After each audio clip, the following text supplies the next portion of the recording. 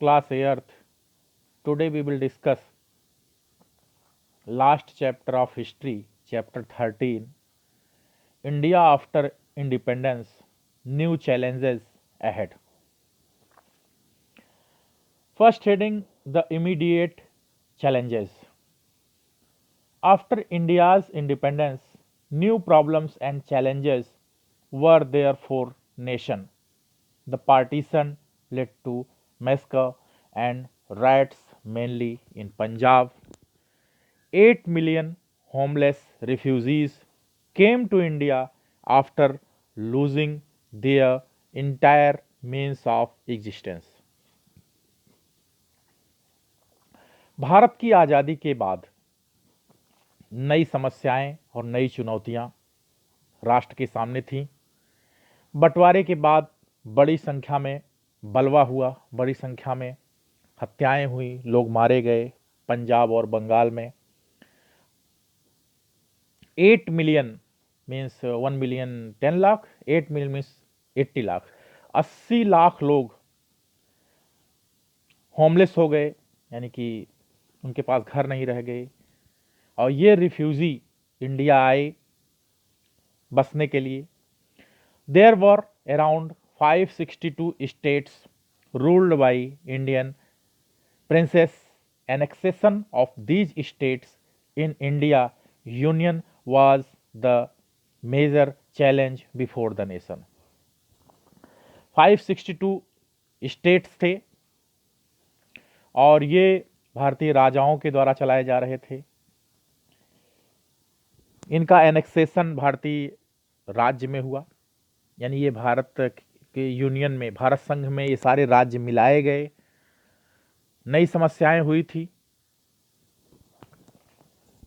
These states were given the option of joining either India or Pakistan under the able and wise guidance of Sardar Vallabhbhai Patel, the first Home Minister of independent India. Most of these states decided to join India. The three exceptions were Hyderabad, Junagadh, and Kashmir, which had their reservations about joining India.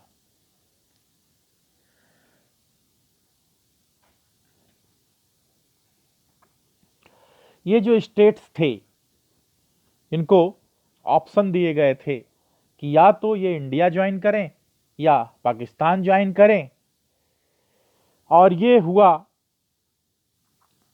इन राज्यों का जो मिलाया गया इन राज्यों को भारत में।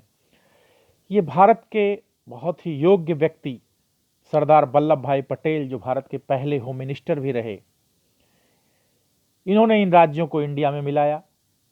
3 राज्य ऐसे थे जो कि अपवाद स्वरूप थे, हैदराबाद, जूनागढ़, कश्मीर।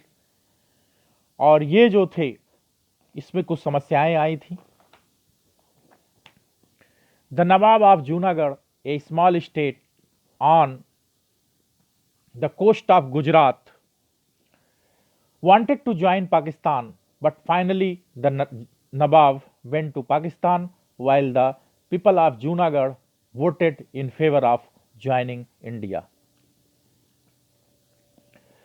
जूनागढ़ का जो नवाब था, जूनागढ़ गुजरात कोस्ट का एक छोटा सा राज्य था, अर्थात गुजरात के एरिया में ही, गुजरात के समुद्र तटीय एरिया के साथ में एक छोटा सा राज्य था। ये पाकिस्तान ज्वाइन करना चाहता था, लेकिन अंत में ये जो नवाब था जूनागढ़ का, ये पाकिस्तान चला गया और जूनागढ़ के लोगों ने भारत के पक्ष में अपना मत देकर भारत में मिलने का रास्ता खोल दिया। In case of Kashmir, the ruler was Hindu while the majority of population was Muslim. Finally, when Kashmir was attacked by the Pathans and irregular armed forces of Pakistan, the Maharaja of Kashmir decided to join India in October 1947.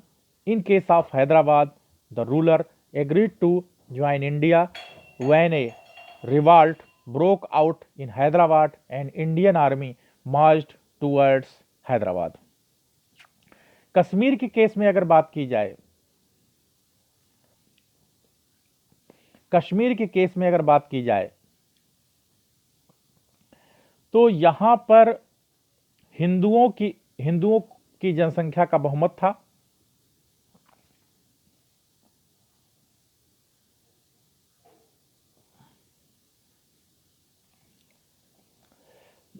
Kashmir की बात करते हैं अगर, तो यहां पे मुस्लिमों का बहुमत था। इसके पहले मैंने बताया थोड़ा सा गलत था, ये सही पॉइंट सुनिए। तो यहां पे मुस्लिमों का बहुमत था और हिंदुओं की संख्या यहां अल्पमत में थी। और बाद में कश्मीर पर पठानों ने अटैक कर दिया और पाकिस्तान के साथ मिल करके पाकिस्तान ने भी इस पे अटैक किया। बाद में जो कश्मीर के महाराजा थे उन्होंने भारत में मिलने का निर्णय किया अक्टूबर 1947 में।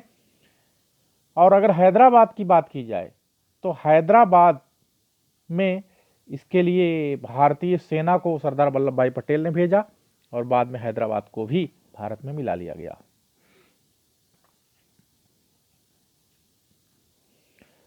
India freed from French and Portuguese control. The French had been occupying Pondicherry, Karaikal, Mahe, and Yanam in South India, and Chandernagar in Bengal. The French withdrew from all these territories by 1954. French ने पौंडीचेरी का area, Karaikal का area, माहे का area और यनम का area south India में और चंदेरनगर बंगाल में इस पे कब्जा कर रखा था। बाद में ये सारे एरिया जो थे ये जो है 1954 में फ्रेंच ने इसको छोड़ दिया। The Portuguese control Goa, Daman and Diu and Dadra and Nagar Haveli. Indian army had to move into Goa to help the local people who were fighting for their liberation. Finally, the Portuguese left India in 1961, liberating the Indian colonies. Portuguese का control Goa पर, दमन द्वीप पर, दादरा और नागर हवेली पर था। बाद में Indian army Goa पहुंची और लोकल पीपल के हेल्प से इन्होंने यहाँ बहुत लड़ाई लड़ी और अंत में 1961 में पुर्तगीज ने सारे एरिया छोड़ दिए और भारत को मिल गए। Framing of the constitution. During the freedom struggle our freedom fighters had developed a vision of what a free India would be like. The vision was that of a democratic and secular nation based on social and economic equality for all. The vision before the leaders was to build an India with a strong and self-reliant economy and a foreign policy based on peaceful coexistence. Bharat के स्वतंत्रता संग्राम के दौरान हमारे जो freedom fighters थे उन्होंने भारत को फ्री कराने के बाद इसके लिए एक विजन बना रखा था और ये विजन ये था कि भारत एक डेमोक्रेटिक और सेकुलर राज्य बनेगा जहां पे सभी लोग सामाजिक तौर पर और आर्थिक तौर पर सबकी समानता का अधिकार ध्यान दिया जाएगा। और ये विजन ऐसा था कि जिसमें कि हमारी जो फॉरेन पॉलिसी होगी, विदेश नीति होगी, वो सभी के साथ शांतिपूर्ण व्यवहार के साथ होगी। This Lofty vision was expressed through the constitution of India introduced on 26 January 1950। The constitution lay down that India will be a secular democratic republic with a parliamentary system of government। और ये जो हमारे संविधान निर्माताओं की सोच थी, इसी के बाद हमारा कॉन्स्टिट्यूशन बन करके 26 जनवरी 1956 में बनने के बाद यहाँ पे ये लागू किया गया। और कॉन्स्टिट्यूशन जो हमारा है जो कॉन्स्टिट्यूशन हमारा इसमें दी गई है बातें, ये एक सेकुलर डेमोक्रेटिक रिपब्लिक है और ये पार्लियामेंट्री सिस्टम पर आधारित है। There will be universal adult franchise, that is right to vote for all adult men and women. India will be a federation with division of power between center and state. It guaranteed all the citizens certain fundamental rights so that they enjoy socio-economic equality and justice. और हमारे संविधान में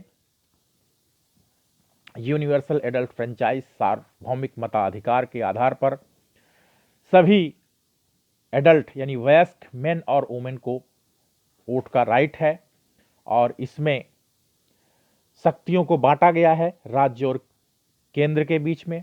ये भारत के सभी नागरिकों को मूल अधिकार की गारंटी देता है और इसमें समानता और न्याय का भी वर्णन किया गया है।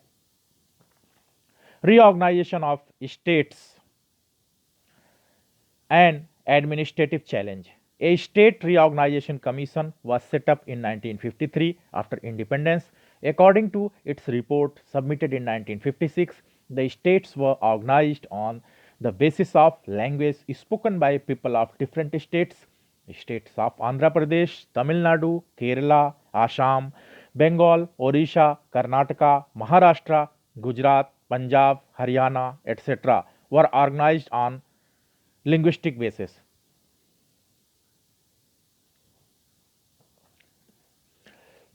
उसके बाद एक स्टेट रीऑर्गेनाइजेशन कमीशन बनाया गया 1953 में भारत की आज़ादी के बाद। इसने अपनी रिपोर्ट 1956 में सबमिट की और इसमें इन्होंने बताया कि जो है भारत के राज्यों को जो बनाया जाना है वो उनके राज्यों में बोले जाने वाले अलग अलग भाषाओं के आधार पर बांटा जाना चाहिए, जिसमें कि आंध्र प्रदेश, तमिलनाडु, केरला, आसाम, बंगाल, उड़ीसा, कर्नाटका, महाराष्ट्र, गुजरात, पंजाब, हरियाणा, ये सभी भाषाई आधार पर बांटे गए। The evolution of India's foreign policy. Since the ancient period India has believed in the principle of peace and non violence. These idols were reflected in our foreign policy. The key features of India's foreign policy have been peaceful coexistence between nations, anti-colonialism and disarmament. पुराने समय में अगर बात की जाए तो India में ये बिलीव किया जाता था कि भारत में शांति और अहिंसा पर विश्वास किया जाता था।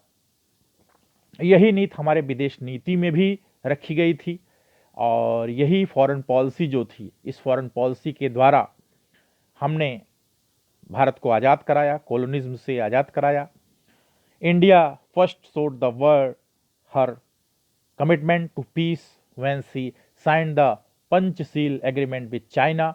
The 5 principle of Panchsheel are peaceful coexistence, non aggression, non interference in each others internal affairs, equality and cooperation for mutual benefits.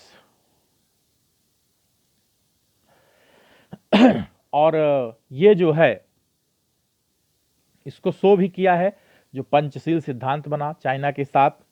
इस पंचशील में बताए गए कि भारत शांतिपूर्ण ढंग से रहेगा, किसी के खिलाफ अटैक नहीं करेगा और कभी भी किसी एक दूसरे देश के मामलों में, आंतरिक मामलों में हस्तक्षेप नहीं करेगा और उनके आपस में एक दूसरे के बेनिफिट के लिए कार्य करेगा। Respect for each others territorial integrity and sovereignty. These 5 principles clearly showed that India stand as a prominent exponent of peace and harmony. और एक दूसरे का सम्मान करेगा। ये पंचशील सिद्धांत थे जिसको कि भारत ने मानने का वचन दिया था और इसका पालन आज तक करता रहा है। Success and failures of Indian democracy in the last 50 years. Non aligned movement. India along with Yugoslavia and Egypt, decided to stay away from the two powers blocks, the capitalist bloc led by USA and socialist bloc led by USSR. The non-allied movement decided to stay away from military alliance and arms race. It wanted to create peace, harmony, and cooperation on a global level. India has always played a very active role in non-allies movement. India ने Yugoslavia और Egypt के साथ जो मामले थे उसमें इसने दूर रहने का प्रयास किया। दो पावर थी, एक पावर यूएसए अमेरिका जिसको कहा जाता था, और किसी समय एक पावर यूएसएसआर को कहा जाता था, और भारत ने इस पे दूर रहने का निर्णय लिया था। और भारत ये चाहता था कि शांति के साथ रहे, और इसमें उसने बड़ा महत्वपूर्ण रोल अदा किया था। नॉन अलाइज किसी के साथ न रहना, अपना स्वयं का सिद्धांत फॉलो करना। द सोशियो इकोनॉमिक चैलेंजेस, अब कौन कौन से चैलेंज का सामना करना पड़ा? Over population, since independence over population has been the root cause of extreme poverty and unemployment. The Indian government is still trying its best to meet this challenge by spreading awareness about family planning measures, education, and by discouraging early marriages. Bharat के सामने सबसे पहली परेशानी थी जनसंख्या का अधिक होना। आज़ादी के बाद हमारे यहाँ अत्यधिक गरीबी का कारण ओवर पॉपुलेशन, अत्यधिक पॉपुलेशन, गरीबी और बेरोजगारी का मुख्य कारण ही यही था। और इसके लिए भारत ने इस चैलेंज को स्वीकार करने किया और इसमें फैमिली प्लानिंग जैसे रूल लगाए जिससे कि इसको गरीबी को ख़त्म किया जा सके। अर्ली मैरिज पर रोक लगाए जिससे कि गरीबी को और बेरोजगारी को ख़त्म किया जा सके। Illiteracy, as India became independent, it was realized that in an independent democratic states, citizens must be literate so that they can assert their rights and exercise their duties. It was understood by leaders of independent India that without literacy, our nation can never develop and become truly democratic. और भारत की आज़ादी के बाद यहाँ पे महसूस किया गया कि भारत की आज़ादी में यहाँ के लोगों का लिटरेट होना, साक्षर होना बहुत ज़रूरी है, तभी वे अपने अधिकारों और कर्तव्यों को जान सकेंगे। और इसके लिए हमारे लीडर जागरूक भी थे और वो चाहते थे कि राष्ट्र विकसित हो। Casteism, the leaders of independent India realize that casteism is major threat to our national unity, so a special case was taken to abolish the practice of untouchability, which is perhaps the worst feature of the caste system. Hindu temples, which were previously open only to the higher castes, were now thrown open to people of all castes. In order to promote social equality, scheduled caste and scheduled tribes were given reservations in legislatures and in government jobs.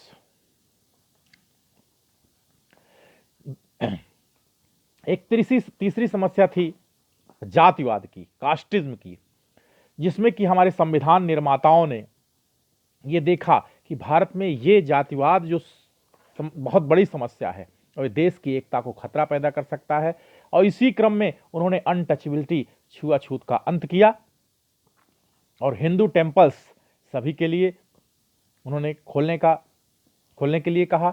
इसमें सिर्फ higher cast, ऊंची जाति के लोगों को ही जाने की permission होती थी, अब सभी कास्ट के लोग वहां जा सकते थे। और इसी क्रम में उन्होंने शेड्यूल कास्ट, शेड्यूल ट्राइब्स को रिजर्वेशन दिया, आरक्षण दिया सरकारी नौकरियों में। Poverty, since independence the Indian government has taken up eradication of poverty as one of its most challenge task. आज़ादी के बाद भारत की सरकार के लिए सबसे मुख्य कार्य था गरीबी को जड़ से उखाड़ फेंकना। ये बहुत बड़ा चैलेंज था और उसको उन्होंने प्रयास भी किया खत्म करने का। Need of economic planning in order to lift India out of poverty and to create a strong agricultural and industrial infrastructure, the newly independent Indian government launched the 5-year plan.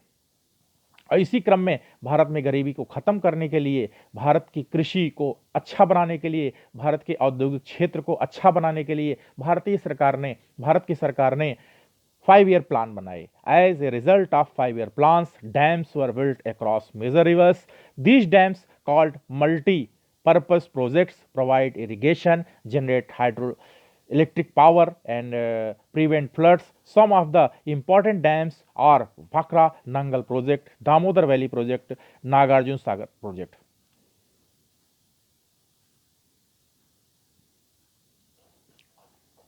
और इसी क्रम में जो 5-year प्लान बनाए गए, उसमें कई सारे डैम बनाए गए, कई नदियों के किनारे, और इन डैम को जो कहा जाता था मल्टीपर्पज प्रोजेक्ट कहा जाता था. इनसे सिंचाई की फैसिलिटी को बढ़ाया गया, कई बिजली की योजनाएं, बिजली संयंत्र इस पे लगाए गए, बाढ़ को इससे रोकने का प्रयास किया गया, जिसमें कई इंपॉर्टेंट डैम्स का नाम आता है Bhakra Nangal project, Damodar valley project, Nagarjuna Sagar project. With the launch of first 5-year plan, India began to expand their industrial base. The government has given stress on the scientific and industrial research, especially on development of heavy industries such as steel, engineering, equipment, electronics, etc. और जो first 5-year plan launch हुआ, इसी के साथ भारत में industrial sector को आगे बढ़ाया गया. भारतीय गवर्नमेंट ने कई सारे इंडस्ट्रियल रिसर्च प्रोग्राम लॉन्च किए, जिससे कि भारत में स्टील, इंजीनियरिंग इक्विपमेंट, इलेक्ट्रॉनिक्स, इसको आगे बढ़ाया जा सके. Thus, with new hope and confidence, Indians embarked on a challenging journey to lift the nation out of poverty, ignorance, and backwardness to build a secular democratic India based on equality and justice. और इसी क्रम में नई आशा, नए विश्वास के साथ एक यात्रा स्टार्ट हुई, जिसमें कि गरीबी नहीं होगी, एक ऐसा देश बनेगा जिसमें गरीबी नहीं होगी, जिसमें पिछड़ापन नहीं होगा, और जो कि एक नया धर्मनिरपेक्ष राज्य बनकर तैयार होगा. ओके, चैनल को सब्सक्राइब करना मत भूलिएगा. Thank you.